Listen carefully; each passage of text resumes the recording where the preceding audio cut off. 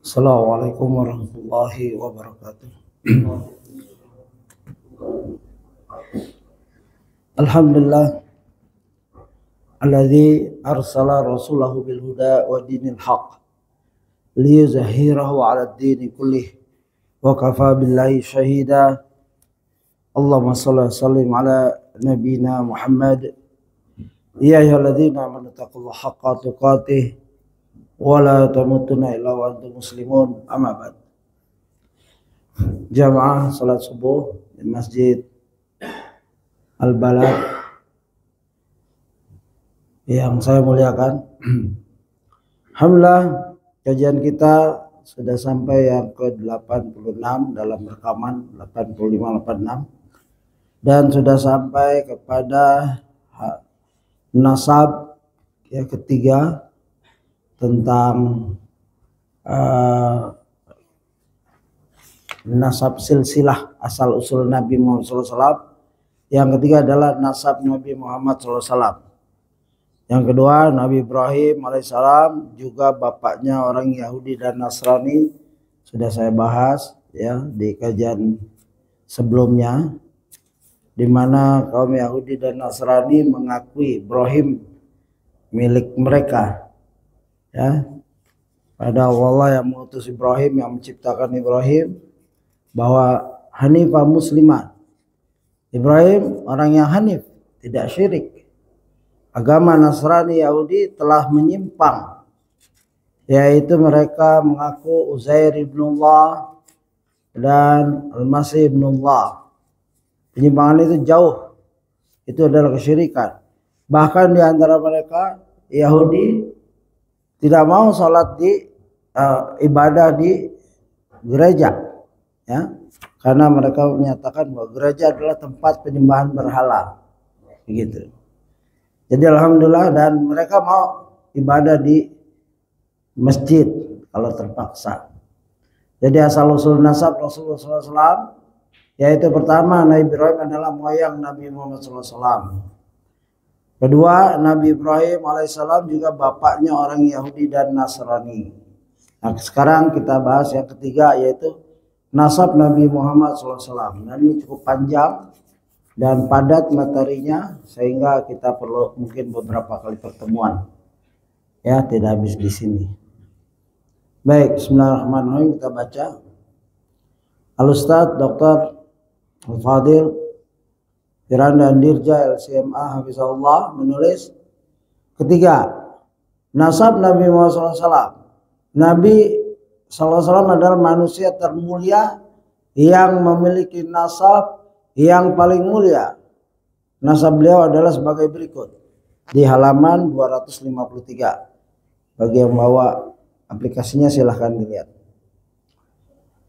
Muhammad bin Abdullah ya bin Abdul Muttalib bin Hashim bin Abdi Manaf bin Qusay ibn Kilab bin Murrah bin Ka'ab bin Lu'ay bin Ghalib bin Fihr bin Malik bin Nadr bin Kinanah bin Huzaimah bin Mudrikah bin Ilyasa bin Mudar bin Nijar bin Ma'ad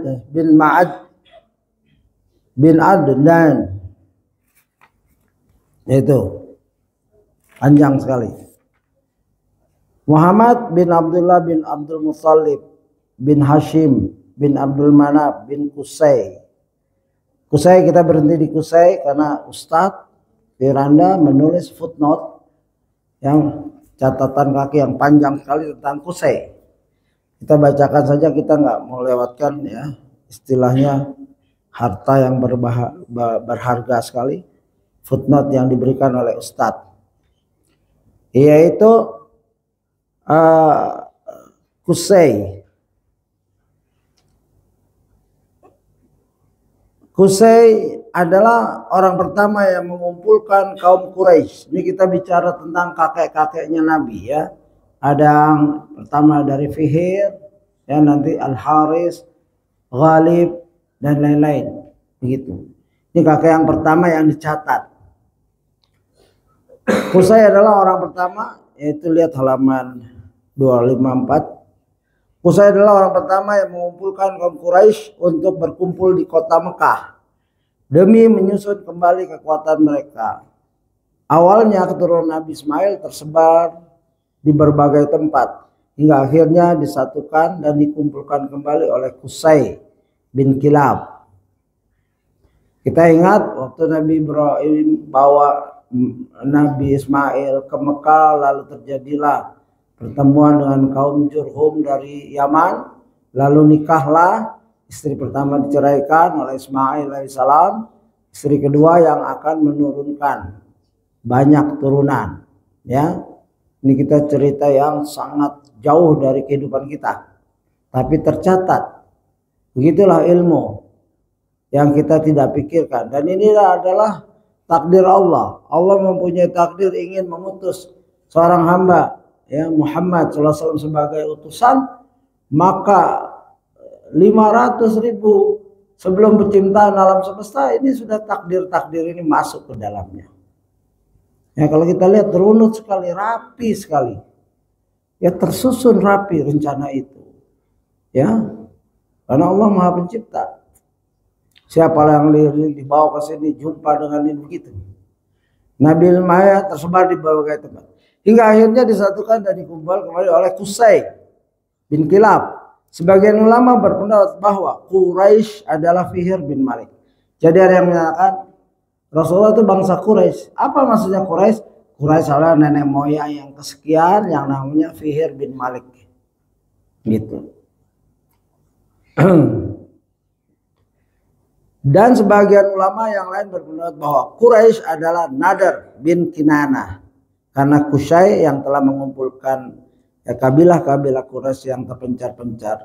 Beliau juga dikenal sebagai Quraisy al-Asghar, Quraisy kecil, Quraisy al-Asghar, ya, gitu. Wallahu alam, itu pendapat ulama yang dikutip oleh Ustadz. Setelah mereka memiliki kekuatan yang memadai, mereka pun mulai menyerang Bani Khuza'ah untuk merebut kembali Ka'bah dengan bantuan Bani Quda'ah, karena memang kebenaran berpihak kepada keluarga Ka'bah, ya, adalah Quraisy. Sebagai keturunan Nabi Ismail alaihissalam, bukankah Hajar telah menyampaikan Jurhum, yang menyampaikan kepada Jurhum bahwa tanah suci bukanlah hak mereka? Ya, bukankah yang membangun Ka'bah adalah Nabi Ismail yang merupakan kakek moyang Quraisy sebagaimana telah lalu? Hadis yang panjang yang kita potong-potong itu memang penting sekali karena dari situ sejarah bermula. Ya, sejarah Nabi Ismail, sejarah Nabi Muhammad SAW bermula dari datangnya Hajar dan menguasai Zamzam yang didapatkan oleh Jibril alaihissalam dengan tumitnya atau dengan sayapnya. Sejak itu Hajar dan Ismail menguasai Zamzam. Begitu suku Jurhum yang kehabisan bekal air mencari sumber air, maka jumpa, dan suku Jurhum sopan sekali, ya, minta izin untuk tinggal. Ini adab. Adab dari dulu sudah ada. Kalau kita datang ke tempat satu kaum, kita minta permisi kalau mau nginap sehari 2 hari, ya, dan Hajar mengizinkan, silakan tinggal di sini, tapi ingat Zamzam ini milik kami, ya. Dalam Islam diakui founder, penemu, pemilik awal, diakui itu dan dapat saham, ya. Rasulullah pernah minta bagian waktu orang meruqyah dalam tafsir Ibnu Katsir, banyak hadis yang panjang, ya, orang meruqyah dengan Al-Fatihah. Dari mana kamu tahu Al-Fatihah itu? Ya, ada satu kaum, ya, Soraya, ekspedisi ini datang, tapi minta makanan nggak dikasih oleh kampung itu, tapi mereka lagi istirahat tanpa makanan, lalu datanglah Jariyat, budak, minta tolong, siapa di antara kamu bisa meruqyah? Lalu terjadilah ruqyah, seorang angkat tangan lalu meruqyah kepala suku, dapatlah hadiah, ya, kurang lebih kalau nggak salah 30 anak kambing, karena bahagianya tadi minta nggak dikasih. Begitu sembuh diruqyah dikasih. Tapi kepala pimpinan perjalanan jangan makan sebelum kita jumpa Rasulullah. Rasulullah jelaskan, dari mana kamu tahu Al-Fatihah itu ruqyah? Jadi ini Al-Fatihah itu ruqyah untuk anak kita, diri kita, istri kita, keluarga kita, orang lain. Bukan pasang apa? Sangain ahli ruqyah. Gak boleh, nggak harus kayak gitu. Semua orang muslim, semua orang beriman bisa meruqyah. Kan Al-Fatihah, asal dia ikhlas, yakin, ikhlas karena Allah, yakin Al-Fatihah ini as-syifa gitu. Ya kita nggak kemana-mana, nanti lama di situ. Kembali pada Bani Khuza'ah pun takluk. Ya jadi Hajar menetapkan ini tanah kami. Ya Rasulullah waktu dikasih kambing, jangan makan dulu. Lalu Rasulullah ya ruqyah itu, Al-Fatihah itu ruqyah. Ya kasih bagianku. Rasulullah nggak ikut, tapi Rasulullah yang mengajarkan. Ya maka Rasulullah dapat bagian saham, ya hak begitu. Dan ini diakui yayasan atau apa, ya silahkan begitu. Perusahaan, jadi jangan saling ribut, saling menuduh, saling suuzon. Sudah ada aturan dalam Islam, begitu. Kalau dia nolak lain, kalau dia masih perlu silahkan diurus para founder, para pendiri, para orang yang berjasa dalam suatu hal, ya. Jadi ada peperangan, jadi pernah direbut oleh orang yang bukan haknya Ka'bah itu, maka diperangi lagi oleh Qusay. Ya, Bani Khuza'ah pun takluk dan kembalilah penguasaan dan pengurusan Mekah beserta Ka'bah dan ketahanan suku Quraisy yang dipimpin oleh Qusay bin Kilab. Pada akhirnya begitu, Ka'bah itu karena kota penting, Ka'bah itu ada tempat yang penting, yang suci, jadi rebutan orang Islam juga. Nanti di akhir zaman ada orang berkulit hitam, kalau nggak salah dari Afrika, dia akan menguasai Ka'bah. Begitu di akhir zaman, ya. Setelah itu Qusay bin Kilab pun memegang kepengurusan Mekah dan Ka'bah dalam skop yang luas dan lebih kecil. Ada bagian siqayah yang berwenang memberi minuman kepada jamaah haji. Jadi memegang Ka'bah ada bagian-bagiannya, ya, masih minum beda. Rifadah ini kepanitiaan, ya. Indonesia pasti ahli nih dalam kepanitiaan, ya, bentuk sedikit. Kepanitiaan ada acara, bentuk kepanitiaan, pembukaan, seragam. Nanti pembubaran, pakai seragam lagi nggak? Di seragam lagi pembubaran. Habis di situ biayanya. Tapi nggak ada di sini dijelaskan Anda pakai seragam apa enggak. Rifadah yang berwenang, ya, yang berwenang untuk memberi makan kepada jamaah haji. Hijabah yang berwenang untuk menentukan waktu pembukaan pintu Ka'bah serta penutupan Ka'bah dengan kiswah. Ya, kiswah itu penutup. Itu sudah rutin sampai sekarang. Jadi bukan mengada-ngada, turunan seperti itu. Itu uruf yang Islami yang diakui oleh syariat. Jadi bukan mereka berbuat-buat bid'ah. Ya, Ka'bah dimuliakan atas dasar syariat dan kita enggak menyembah Ka'bah. Sebagaimana Umar dan jika aku tidak melihat engkau, wahai batu Hajar Aswad, ya, aku tidak melihat Rasulullah mencium kamu, aku tidak akan mencium. Kita ittiba ala sunnah ala Rasulullah SAW. Kita bukan menyembah batu. Banyak tuduhan seperti itu. Ujung-ujungnya umat Islam menyembah kotak, batu hitam. Nah, tidak. Ya, beda dengan mereka. Kita nggak harus ada Ka'bah di depan sholat. Setiap sholat ada Ka'bah, tidak. Makanya subuhat itu sejadah yang ada Ka'bah, nggak usah seperti itu. Ya, karena kita nggak menyembah Ka'bah. Kita itu arah persatuan, arah yang Allah sudah tentukan. Mau ada Ka'bah, mau tidak, yang penting arahnya. Ka'bah pernah tidak ada, pernah dihancurkan. Apakah kita nggak sholat? Tetap sholat menghadap Ka'bah. Nabi Ibrahim sholat, ya, dulu Baitul Maqdis sebagai kiblat.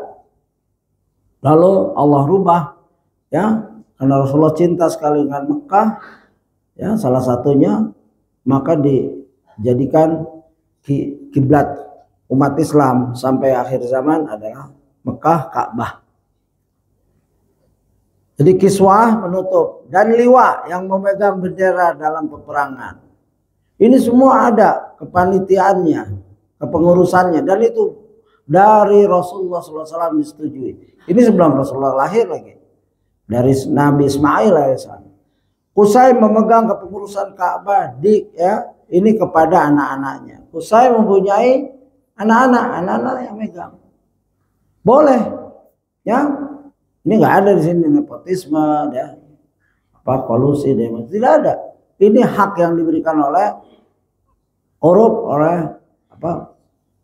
Allah, takdir. Qusay bin Kilab memiliki 4 putra, yaitu Abduddar, Abdul Manaf, ya, Abdul Syam, ya, di Abduddar, Abdul Manaf, di Abdul Manaf ini darah Nabi di sini adanya. Abdul Syam, hambanya matahari nih, ya. Abdul Uzza, hambanya patung Uzza. Ini masih sirik-sirik. Ketika mulai beranjak tua, Qusay bin Kilab pun menyerahkan kepemimpinan kepada anak-anak yang tertua. Boleh, ya. Kalau itu sudah menjadi uruf, serahkan kepada anaknya. Sistem kerajaan seperti Saudi, dari Raja Salman ke anaknya MBS, ya, Muhammad bin Salman, boleh, bebas, ya. Boleh juga khalifah seperti itu. Ada yang tidak mau, seperti Abu Bakar tidak mau ngasih ke anaknya. Umar, padahal orang-orang sudah setuju dengan Abdullah bin Umar, Umar tidak mau. Cukup dari Khattab, saya saja, aku saja memegang amanah ini. Padahal Abdullah bin Umar muhaddis, perawi terbanyak, salah satunya pengikut Rasulullah, ittiba dalam segala hal Rasulullah sampai menambatkan onta, ya, dan paham ilmu politik perang. Dari muda dia minta diajak perang, dan belum balik lagi sampai diadu dengan temannya. Kamu gulat, kalau yang menang ya bisa ikut, atau disuruh bawa pedang. Coba angkat pedang, kalau masih keberatan ini nggak boleh. Pedang kan dulu berat-berat, ya, bukan angkat HP. Itu perang-perangan. Anak kita ngalahin perang, nggak pegang HP. Pedang kalau bisa diangkat baru ikut perang. Gulat, fisiknya dibina, ya.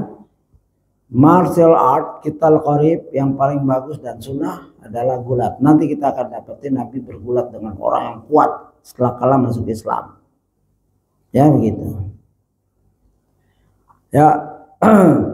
Sepeninggal sang ayah Abduddar, Dar ini kalau nggak salah hambanya waktu, ya, ya, pun memegang tampuk kepemimpinan Makkah. Setelah berapa lama Abduddar pun meninggal dunia. Ketika itulah terjadi perebutan kekuasaan, hingga Quraisy pun terpecah menjadi 2 kubu, yaitu kubu yang mendukung Bani Abduddar dan kubu yang mendukung Bani Abdul Manaf.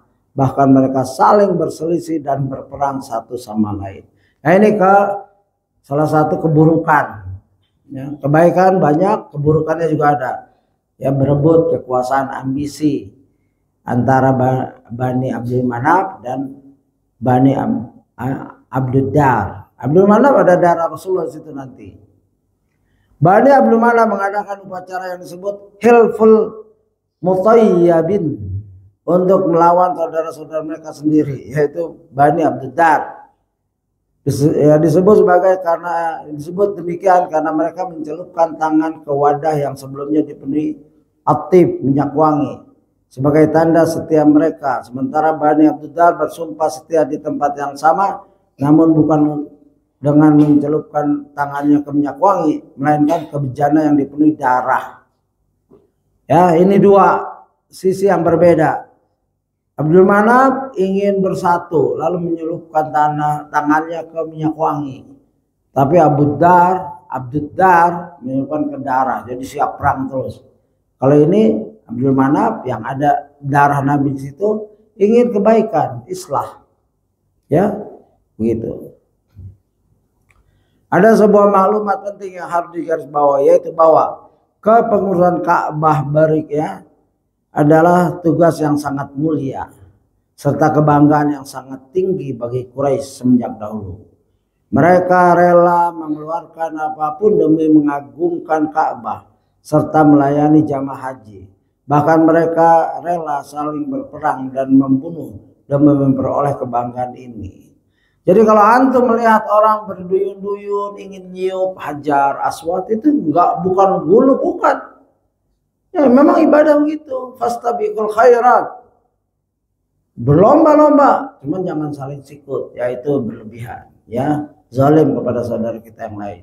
Tapi memang mereka ingin seumur hidup sekali haji atau umroh lah. Kalau haji seumur hidup sekali wajibnya. Bagaimana tidak ingin mencium Hajar Aswad? Tapi Nabi telah memberi kemudahan dengan tongkatnya mengangkat ini arah kiblat, setiap lewat kiblat, dan setiap lewat Hajar Aswad angkat tangan tongkatnya. Nabi pernah tawaf dengan kendaraan yang tidak pernah dikerjakan sekarang karena bahaya. Kalau pakai kendaraan repot, ya, kasihan, tempatnya sempit. Dulu Nabi pernah karena masih sepi. Ya, ada sunnah yang tidak bisa dikerjakan sekarang karena kondisi, yaitu tawaf dengan kendaraan. Lalu gimana tawaf dengan waktu banjir? Ada satu tokoh orang Islam Mekah banjir lalu dia tawaf berenang. Ya wallahu alam, mungkin karena kesungguhan sudah jauh-jauh tidak bisa tawaf. Ya tapi tidak harus, karena hifzul nafs, menjaga jiwa lebih diutamakan dari ibadah. Ya, bisa mati, ya itu nggak perlu seperti itu. Bagian ibadah dan siqayah, ya, memberi makanan dan minuman diberikan kepada Bani Abdul Manaf. Bagian liwa dan hijabah termasuk kunci Ka'bah diserahkan kepada Bani Abdul Dar. Abdul Manaf memiliki 4 putra. Nah, ini sekarang kita masuk ke Abdul Manaf. Ya, secara garis besar. Kalau mau lihat secara gambarnya 256. Lihat itu apa yang kita bicarakan. 1 Fihir, ya, Fihir mempunyai anak 3, Al-Harith, Ghalib dan Muharib. Dari Ghalib mempunyai anak yaitu Tayyim atau Al-Adran dan Luhai. Lalu Luhai mempunyai anak Amir dan Ka'ab. Lalu Ka'ab mempunyai anak 3, ya, Husais, ya, Murrah dan Adi. Ya, Husaisah mempunyai anak 2, Sam dan Jumah. Murrah mempunyai anak Makhzum, Tayyim dan Kilab. Begitu. Kilab mempunyai Zuhrah. Qusay. Ini anak laki aja yang dicatat, ya. Karena anak laki yang membawa nasab. Kalau anak perempuan tidak. Ikut suaminya. Qusay, ya ini di sini Abu Manaf nih. Qusay mempunyai anak 3, Abdul Manaf, Abdul Dar dan Abdul Uzza. Yang berperang kelompok Abdul Manaf dan Abdul Dar. Itu, ya. Di sini nih kita sedang bicara nih. Kita sedang ngobrol Abdul Manaf memiliki 4 putra. Benar gak? Benar. Siapa aja? Yaitu 1 Naufal, Abdul Syam, ya, hambanya matahari, Hashim, Abdul Muthalib. Ya, Nabi dari turunan Hashim. Baik, kita lanjutkan. Abdul Manaf memiliki 4 putra yaitu Hashim, Abdul Muthalib, Abdul Syam dan Naufal. Hashim merupakan putra sulung Abdul Manaf. Dia pun bertanggung jawab atas Sikoyah dan Rifadah. Ya, Hashim terkenal sebagai orang yang sangat baik dan dermawan. Disebutkan bahwa nama Hashim diberikan kepadanya karena ia suka memecahkan atau menghashim roti untuk dibagikan kepada para jamaah. Kebudayaan membagi roti, jadi kalau yang umroh, ya, nanti ada orang bagi-bagi roti, itu kebudayaan sudah lama. Dan jangan kaget, kadang-kadang anak kecil bawa 1 roti kecil cuma bagi-bagi gitu, ya, makan saja nggak apa-apa, ya, husnuzan, ya, di sana sudah kebudayaan dari dulu bagi-bagi roti, ya, kopi, roti, kotak, ya. Ya itu yang anak-anak kecil ya, bapaknya datang, mungkin dia masak, ibunya masak roti, pakai mobil parkir, turunkan ya, begitu. Yang sudah umroh, alhamdulillah bisa mendapatkan kebudayaan itu. Yang kebudayaan yang baik itu dari Hasim untuk membagikan roti pada jamaah haji. Dikisahkan bahwa suatu hari Hasim bertolak menuju Syam untuk berdagang di Bani Adi bin Najjar yang bernama Salma binti Amr. Hasim pun tinggal di Madinah selama beberapa waktu, lalu ia pun melanjutkan perjalanannya menuju negeri Syam. Menikahi seorang wanita yang berasal dari Bani Adi bin Nazar yang bernama Salma binti Amr. Hasim pun tinggal di Madinah selama beberapa waktu, ia pun melanjutkan perjalanannya menuju negeri Syam. Meninggal di Gaza, Palestina, sebelum kembali ke Mekah. Tak lama kemudian Salma pun melahirkan seorang putra yang kemudian ia namai dengan Syaibah. Nah ini, Syaibah siapa Syaibah? Syaibah adalah Abdul Muthalib. Nama aslinya adalah Syaibah. Nanti jelaskan sejarah kenapa ini Syaibah kok jadi Abdul Muthalib. Nah, itu dijelaskan nanti. Nah ini bibit dari Rasulullah. Ya dari Hashim, jumpa ya Salma, lalu melahirkan seorang putra namanya dengan nama Syaibah. Karena ia lahir dengan sehelai uban. Ya Syaib itu uban. Ya, saya gini Syaib ya. Orang beruban. Saya punya teman di SM penerbangan dari kelas 1 sampai kelas 3. Dari kecil dia sudah uban. Sekelompok uban ya seperti tanda gitu. Ya.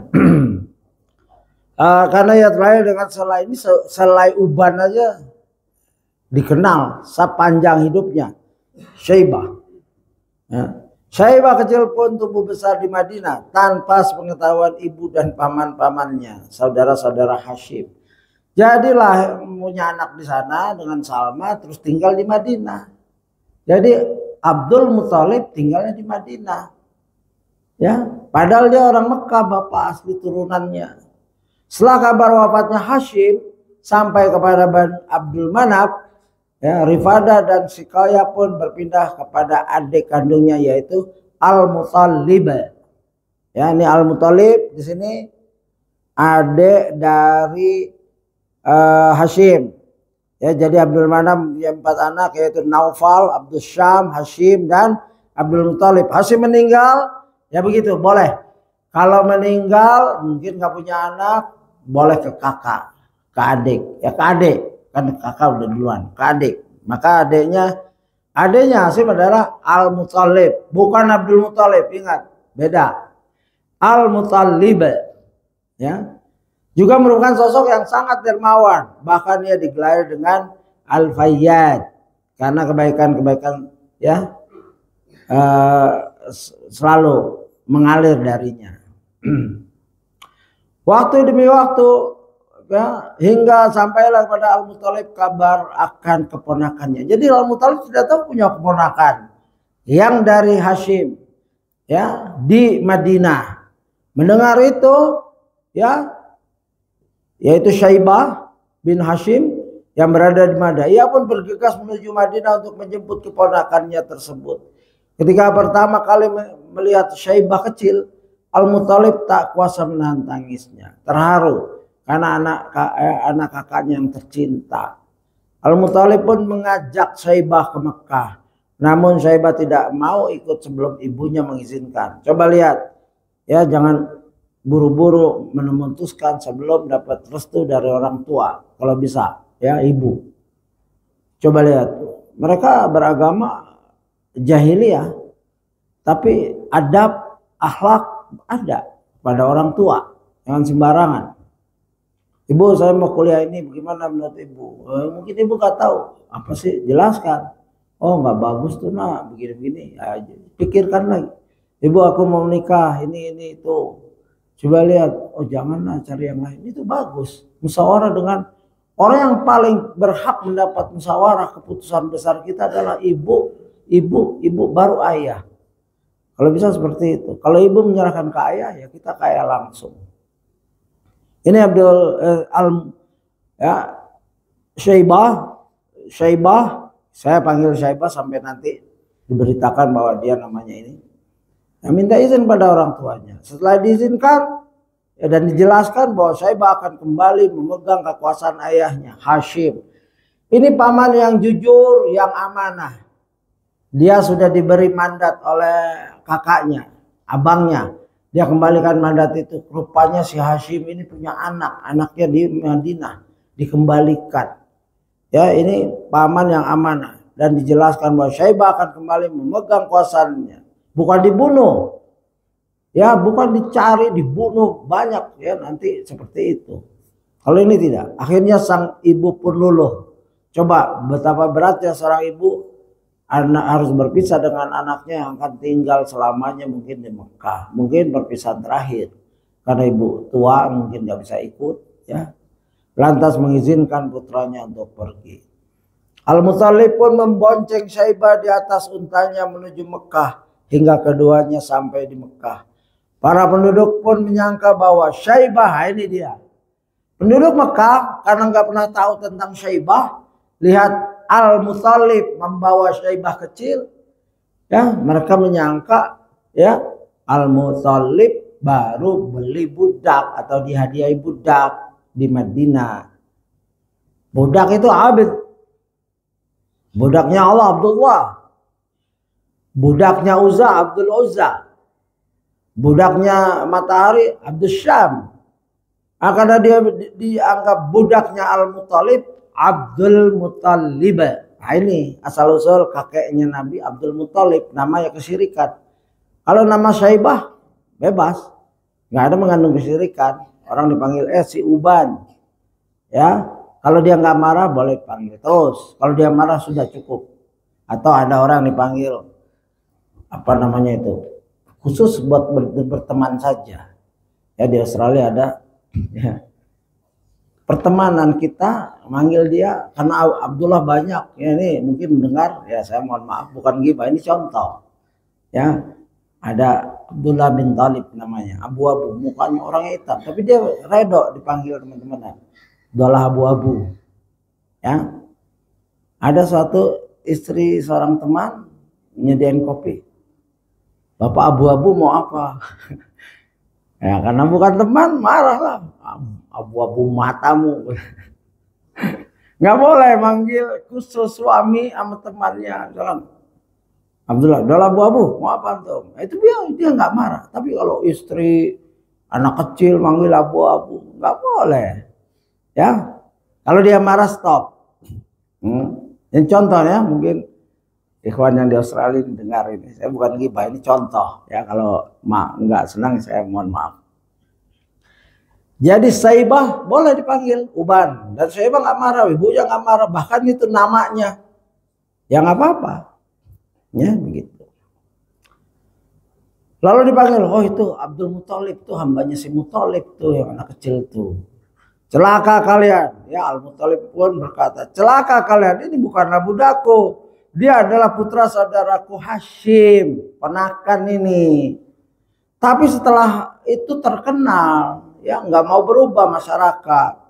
Jadilah dia Abdul Muttalib. Setelah Abdul Muttalib meninggal dunia, tanggung jawab Siqayah dan Rifadah pun diteruskan oleh Syaibah, yaitu Abdul Muttalib. Begitu, itu dari Rahiq Al-Maktum.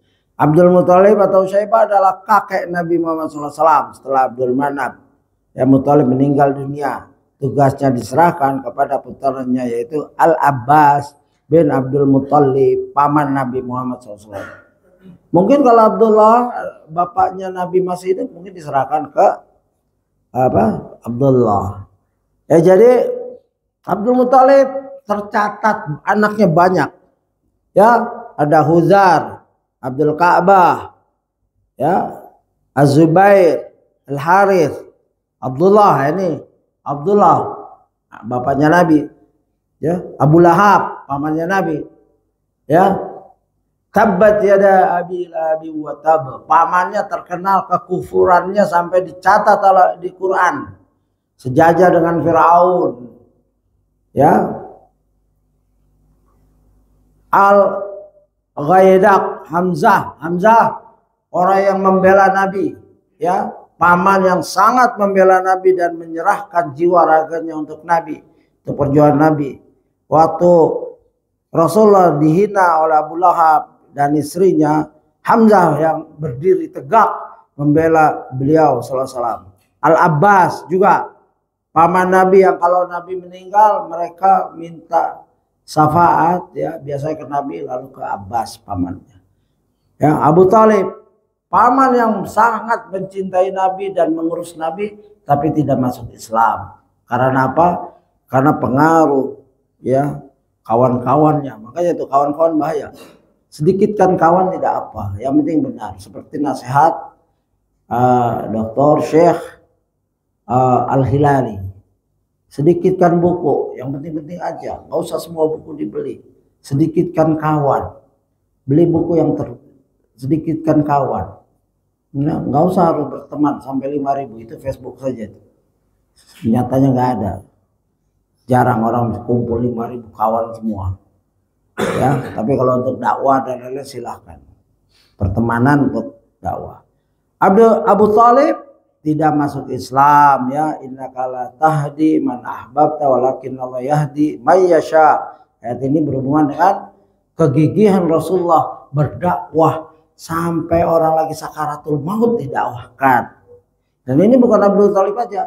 Ada seorang anak muda Yahudi ya lagi sakit ya, diminta tauhid, lalu dia karena bapaknya bohong, Yahudi ini pembohong, ditanya apakah ada namaku di situ, adakah tentang aku. Yahudi ini sedang sedih karena anaknya sakit, ganteng banget anaknya, tidak ya, sambil goyek ini. Tapi anaknya berdiri ya, ya demi Allah ada namamu dan ajaranmu. Bapaknya dilawan, tapi habis ngomong asyhadu an la ilaha illallah asyhadu anna muhammadar rasulullah, wafat, meninggal. Lalu diusir Yahudi, ini saudara kami yang ngurus, kamu sana. Ya, itu jahatnya Yahudi. Dari Abdullah lahirlah Nabi Muhammad SAW. Abdul Muttalib Syaibah adalah kakek Nabi Muhammad SAW. Setelah Abdul Muttalib meninggal dunia, tugasnya diserahkan kepada putranya yaitu Al-Abbas ya, tuh. Al-Abbas bin Abdul Muttalib paman Nabi Muhammad SAW. Nah, ini footnote yang panjang yang sudah kita baca bersama ya, dan banyak sekali manfaatnya. Dan dari footnote yang 14 ya, footnote 14, catatan kaki 14, kita beralih ke bagan. Bagan silakan dibaca, boleh dihafal anak-anak kita yang masih kuat hafalannya, boleh dihafal ya, tapi nggak wajib ya, begitu ya. Bin Fihir bin Nadar, kita lanjutkan terjemahannya. Bin Fihir bin Nadar bin Kinana bin Khuzaimah bin Mudrika bin Ilyas bin Mudar ya, Mudar bin Nizar bin Ma'ad bin Adnan. Catatan kaki 15 ini sahih ya, Bukhari ya, begitu. Para ulama telah ijma, sepakat tentang nasab Nabi Muhammad SAW hingga Adnan. Adapun dari Adnan sampai ke Ismail maka terdapat khilaf di kalangan para ulama. Selain itu tidak ada hadis sahih yang menjelaskan tentang hal ini. Ada yang berpendapat bahwa jumlah bapak kakek antara Adnan dan Ismail alaihissalam adalah 7. Ada yang mengatakan 9. Ada yang mengatakan 10. Ini beda, ini apa? Kalau perbedaan nasab itu tidak apa. Dan ada pula yang mengatakan 40. Adapun dari Ismail alaihissalam bin Ibrahim hingga Adam alaihissalam maka lebih tidak bisa dipastikan lagi. Jadi hadis yang kuat adalah sampai Adnan, hadis Bukhari. Sisanya dari Adnan seterusnya sampai Nabi Ismail, sampai Nabi Ibrahim itu tidak jelas. Ya, tidak berdasarkan hadis. Ya. Sini saya kutipkan bahwa ada 3 klasifikasi tentang nasab Nabi, ya, begitu.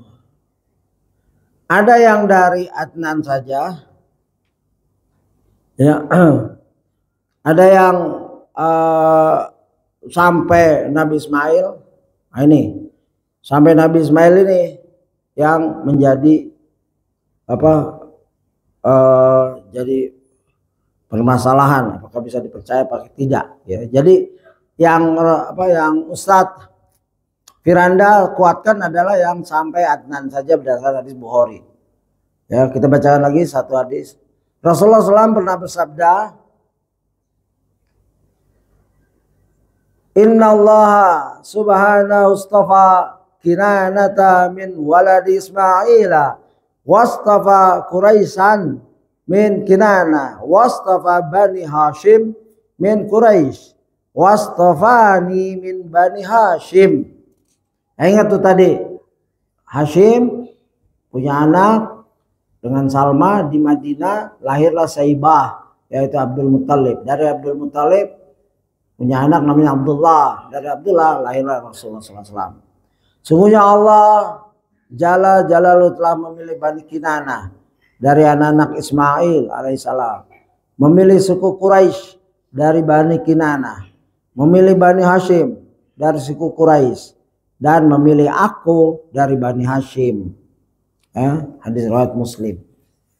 Jadi kita bangga dengan keturunan Nabi yang begitu bersih dan jelas, tercatat. Bukan orang yang nggak jelas Nabi Muhammad SAW. Ya, jelas. Ya, bangga kita.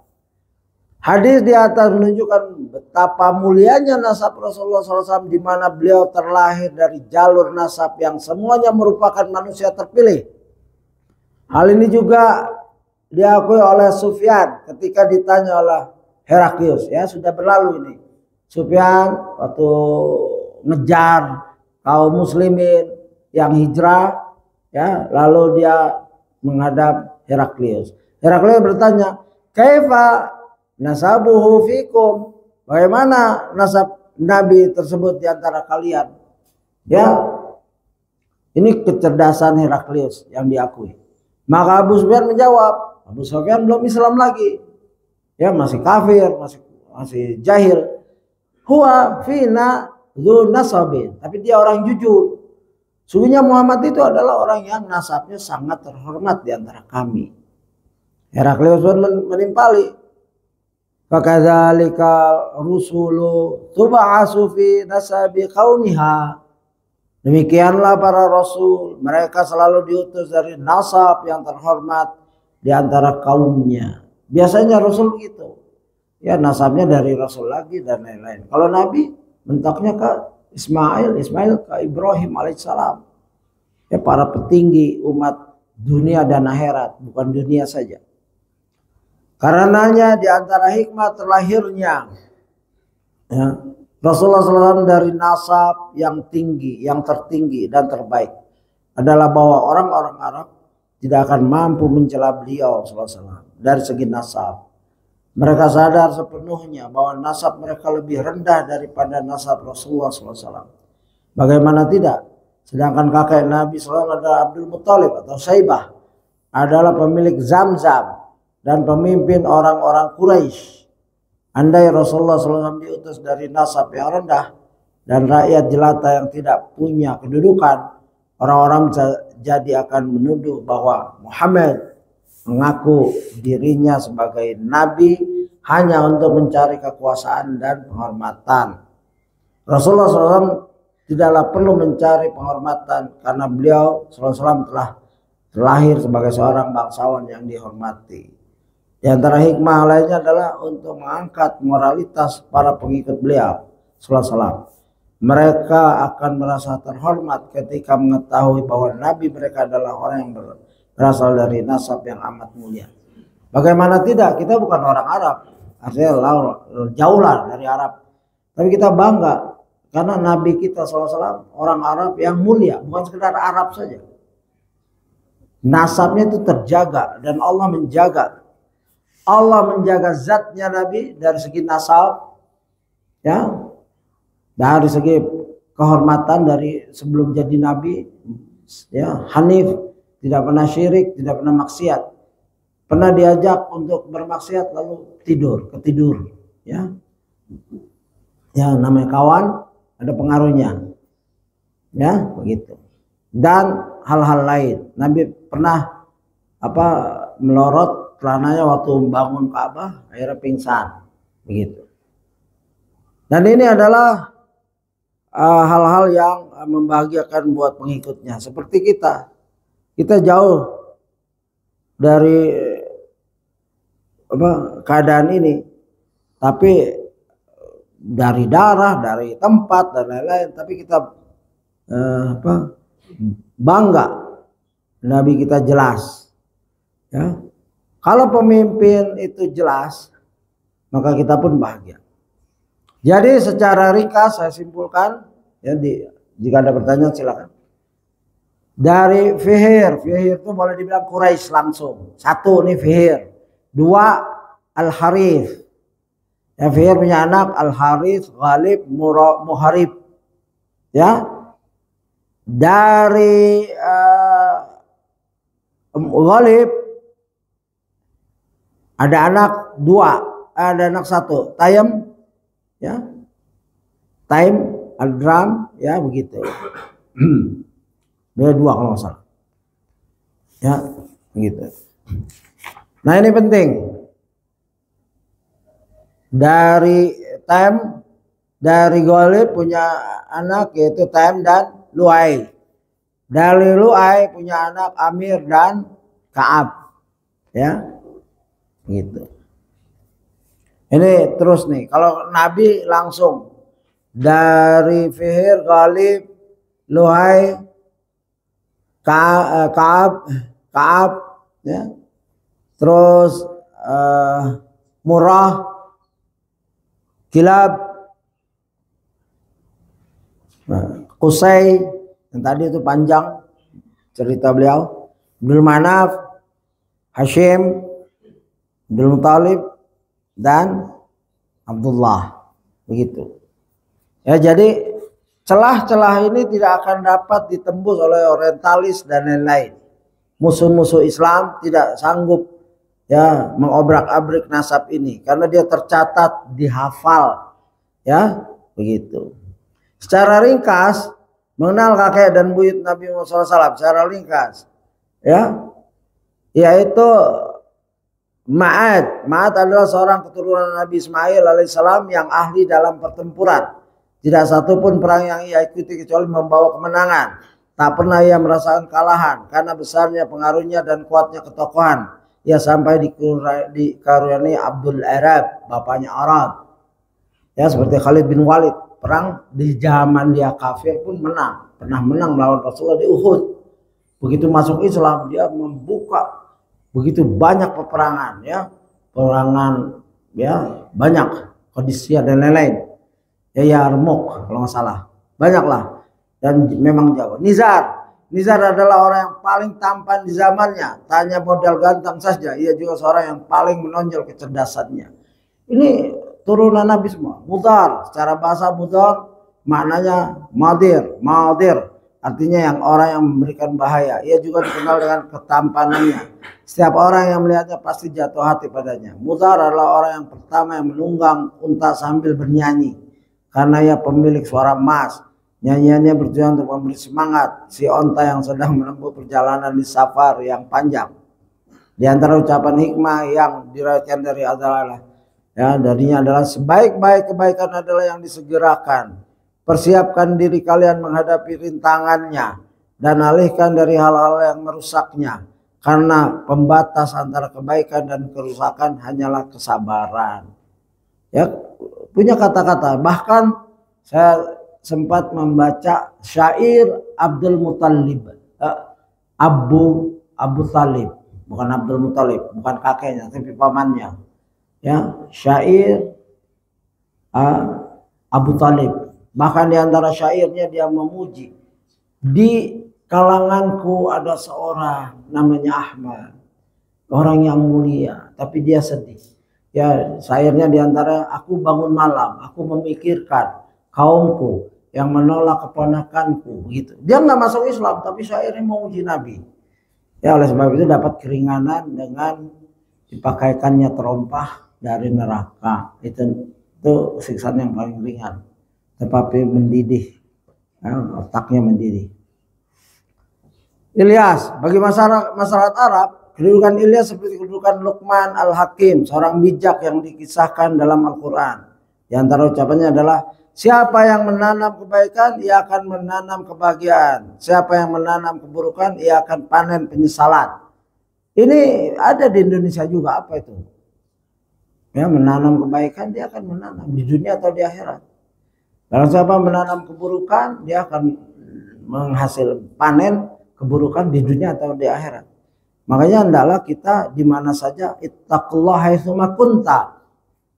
Bertakwalah pada Allah di mana saja kamu berada, ya. Fadbil saya al-hasanah, ya, makna hadis seperti itu. Ikuti, ya, keburukan itu dengan kebaikan. Kalau habis berbuat dosa, istighfar. Kalau habis menyakiti, menzalimi orang, kasih hadiah dan lain-lain, minta maaf, ya. Orang Arab terkenal kalau dia habis di umum dia bikin yang enggak menyenangkan masyarakat, dia bagi-bagi kurma dan lain-lain. Itu adalah orang bakal mengenang kebaikannya. Mungkin dia, ya, Ustaz Rahman pernah cerita ada seorang syekh di Afgan, ya, tertidur lalu buang angin besar. Di sana aib sekali. Orang Afgan bisa perang kalau istri buang angin besar di depan suami, bisa cerai. Itu aib, bisa ditembak, ya. Tapi karena sedang tidur lalu besoknya dia bawa kurma, dibagi-bagi ke masjid agar berita itu hilang kesan buruknya. Fihr dialah yang disebut Quraisy dan nenek moyang orang Quraisy, keturunan Nabi Ismail yang berada di atas, ya, Fihr. Disebut Kinani, keturunan Kinana. Sedang keturunan beliau yang lahir setelah Fihr disebut Quraisy. Semua kabilah-kabilah Quraisy nasabnya bertemu pada dirinya. Fihr adalah orang yang mulia, ya, lagi dermawan. Ia tidak menunggu orang datang untuk meminta padanya. Dialah yang mendatangi mereka, memeriksa kondisi dan melihat siapa yang membutuhkan, lalu ia cukupi kebutuhan mereka dengan hartanya. Di antara sahabat Nabi yang nasabnya bertemu dengan Nabi pada Fihr adalah Abu Ubaidah bin Al-Jarrah radhiyallahu anhu. Jadi sahabat Nabi ada bertemunya di Fihr, ada sahabat Nabi yang bertemunya di Murah, seperti itu gambarannya, contohnya. Nah, dan itu tercatat semua. Aku masih keluarga dengan Nabi. Di mana? Ya, di Fihr, begitu. Abu Ubaidah 10 orang, salah satu yang, ya, masuk jannah. Masih hidup sudah dikabarkan oleh Rasulullah. Karena apa? Kegigihan, duel, perang dan lain-lain, melindungi Nabi dan lain-lain. Ya, jadi jangan kaget melihat kelebihan-kelebihan mereka. Sampai sekarang Allah muliakan orang yang menjaga Mekah dan lain-lain. Itu orang-orang masih ada turunan. Yang kalau pun tidak turunan mungkin bertemunya di paman yang ke-7 gitu. Ka'ab merupakan kakek ke-6 Umar bin Khattab. Nah, ini kan radhiyallahu. Ka'ab pernah mengumpulkan kaumnya di hari Arubah, hari yang penuh rahmat, yaitu hari Jumat, yang menyebut-nyebut tentang akan diutusnya Nabi Muhammad SAW. Ya, berikan kabar pada kaumnya kalau Nabi tersebut dari keturunannya. Tak lupa, ya, perintahkan agar kaumnya mengikuti Nabi tersebut. Ya, jadi masing-masing dari bangsa Arab punya silsilah yang berharap darinya keluar Nabi. Ya, banyak kakek-kakek yang ke-10, yang ke-berapa bilang dari kami akan lahir seorang Nabi. Ya, ada yang dari dukun dulu masih bisa dipercaya. Ada yang dari kitab, mengutip kitab Taurat, Injil, ya, begitu. Murah adalah kakek ke-6 Nabi Muhammad SAW dan kakek ke-6 juga dari Abu Bakar As-Siddiq. Coba lihat tuh, ya. Rasulullah bertemu dengan Umar juga di Ka'ab. Rasulullah bertemu dengan Abu Bakar di Murah. Sebab itu pelajaran ini penting untuk anak-anak kita biar kenal sejarah secara detail. Kalau kita mungkin lewat gitu-gitu saja karena waktunya mungkin. Pada dirinya pula nasab Imam Malik, bahkan sampai Imam Malik rahimahullah bertemu dengan Rasulullah SAW di Murah. Kilab, nama sebenarnya adalah Hakim. Ada juga yang mengatakan Urwah, namun dia dilakobi dengan Kilab yang artinya anjing. Marah kita kalau bilang antum keturunan anjing, ya. Marah. Tapi kalau orang Arab biasa karena kesetiaan, pedang, anjing, Asad. Asad tuh sama Asad, Laith, Urwah itu singa semua itu. Ya, kalau kita Kilab ngamuk tadi bilang Kilab. Karena sering berburu dengan menggunakan anjing. Kilab merupakan kakek ketiga dari ibu Nabi Aminah binti Wahab. Pada Kilab lah nasab ayah dan ibu Nabi Muhammad bertemu. Jadi di Kilab satu ibunya, bapaknya, di Kilab bertemunya, begitu. Membuat pengaturan bulan menunjukkan kecerdasan, ya. Kemudian dijadikan gitu. Pada Kilab lah nasab ayah dan ibu bertemu, dan dialah yang menamai bulan-bulan Arab seperti yang kita kenal sekarang. Membuat pengaturan bulan menunjukkan kecerdasan, kemudian dijadikan untuk rujukan masyarakat Arab setelahnya, menunjukkan kedudukan dan pengaruhnya yang kuat. Bulan-bulan Arab ditentukan oleh Bani Kilab ini dan dipakai sampai sekarang. Kalau penentuan hijrah, tahun Islam itu, tahun hijrah itu Umar bin Khattab menentukan. Ada yang bilang dulu surat ini bertanggal ini, bingung. Umar adalah kumpulkan.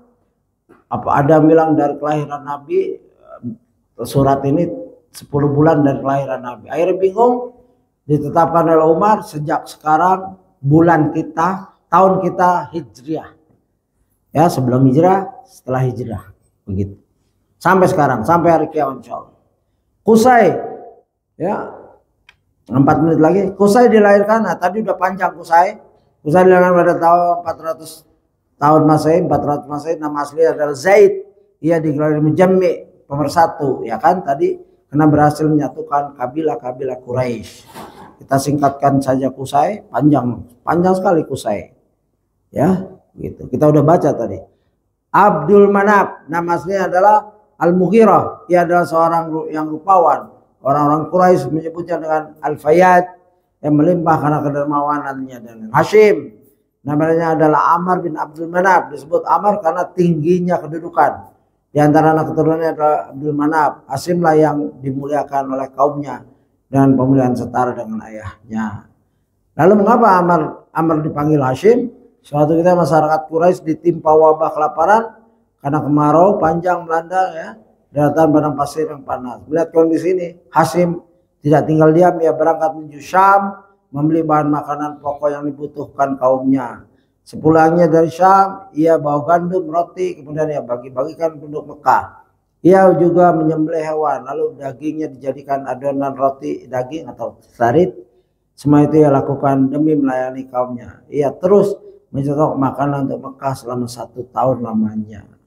Ya, nah ini orang-orang yang mulia biasanya amalannya mulia, bukan sekedar turunan saja. Abu Jahal buktinya turunan mulia, tapi padahal ponakannya itu Nabi. Seharusnya seharusnya dia membela seperti Hamzah, seperti yang lainnya. Kalau dia nggak ikut ya nggak apa-apa, tapi bela seperti ya Abu Thalib. Tapi Abu Jahal geram, kesaingan oleh ponakannya, ya, lalu ingin membunuh dan lain-lain. Makanya dihina sampai hinanya sampai Al-Quran. Masih hidup Al-Quran itu udah turun tentang dia, ya. Karena Nabi itu ya ini biasa kebiasaan. Abdul Muthalib, ia adalah satu-satunya putra Hashim. Ibunya bernama Salma binti Zaid, ya An-Najjariyah. Sebenarnya Abdul Muthalib bukanlah nama aslinya, ya, kita udah bahas tadi. Ya begitulah, ya, hendaklah kita sering membaca hal-hal ini untuk menambah kecintaan kepada Nabi kita Muhammad. Dan nggak usah setahun sekali baca sirah Nabi, ya, setiap saat. Karena apa? Para ulama salaf menyatakan kami membaca Maghazi dan Saraya seperti mempelajari Quran, surat-surat Quran. Ya, apakah kita baca Quran sekali, surat-surat sekali? Di dalam kisah sirah Nabi, peperangan dan lain-lain ada manfaat ilmu dunia dan akhirat. Ilmu dunia banyak sekali. Sabar dalam peperangan, nahan lapar, nahan sakit, taat pada pimpinan, dan itu dunia. Dan kita pakai pada manajemen. Ya kalau kita punya perusahaan, kita tetapkan itu. Ya perusahaan lagi down, lagi di bawah, sabar ya. Ya yang kuat silakan, yang enggak kuat ya keluar baik-baik. Begitu. Ini dari peperangan. Peperangan akan memberi gambaran keutuhan seorang manusia. Di mimbar berani, begitu masuk medan perang, ya, peluru lewat, penyiksaan, belum tentu berani. Ya, cuman singa di podium, ada orang yang singa di podium, begitu masuk medan perang, medan kesulitan, medan kelaparan seperti ini, Hashim, ya dia bagi-bagi, dia beli roti, dia bagi-bagi, begitu. Nah, itu seorang pemimpin adalah seperti itu. Dan kita ajarkan pada anak-anak kita, generasi muda, untuk melihat yang mulia. Jangan melihat tokoh-tokoh yang fiktif, tokoh pemain bola, sinetron, dan lain-lain, yang merusak mental anak-anak kita. Kalau mereka main game pun ditanya gamenya apa. Jangan-jangan gamenya penyembah berhala, menyembah setan, dapat poin banyak. Hati-hati. Ya, permainan anak-anak akan masuk kepada relung jiwa mereka. Ya, saya dulu kita kan kecil dulu sering baca Batman, Iron Man, Spiderman, Man semua kan. Sampai ada anak di Australia saking tergila-gilanya dengan Superman, ibu bapaknya belikan baju Superman, dia lompat dari tingkat berapa, dia pikir dia bisa terbang. Hati-hati. Ya, tuh anak sudah menjiwai, hari-hari nonton Superman, punya patung Superman, punya buku Superman, punya atribut Superman di kamarnya, dibelikan baju Superman, lompat dari tingkat berapa, mati. Ya, karena dia pikir dibelikan baju Superman bisa terbang. Itu anak, jiwanya seperti itu. Maka orang tua kalau beliin, nah kamu mau beli baju Superman, ya tapi ini nggak bisa terbang ya. Jangan coba-coba kamu terbang. Coba kamu terbang dari tempat tidur ke bawah. Oh iya bu. Nah, ini kelengahan orang tua dalam mendidik anaknya. Kenalkan tokoh-tokoh Rasulullah, sahabat, dan lain-lain. Insya Allah manfaatnya di hari kedepannya akan menjiwai kepemimpinan mereka. Wallahu a'lam. Subhanakallahumma wa bihamdika asyhadu an la ilaha illa anta astaghfiruka wa atubu ilaik. Assalamualaikum warahmatullahi wabarakatuh.